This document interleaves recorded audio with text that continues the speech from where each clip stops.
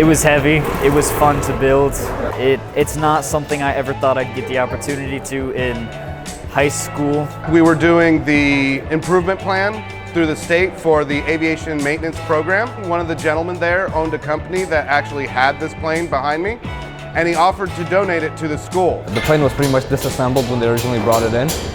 We cleaned up the engine, we took everything apart and cleaned all those individual pieces out. During the coursework with my current year 1 students, the students actually took the plane off of a cradle and put it all together like you see how it is right now behind me. I got the opportunity to be able to hook up the under part of the wing. I got to put the front propeller on, take it apart and see how the engine operated. I would be the one helping the person inside the cockpit and making sure they would have the right materials to take anything out from there.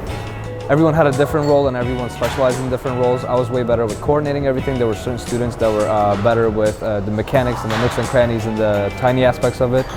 Since then, we use the plane for different projects as well as to explain how aviation works and how an aircraft flies within the sky using the different parts that are attached to it.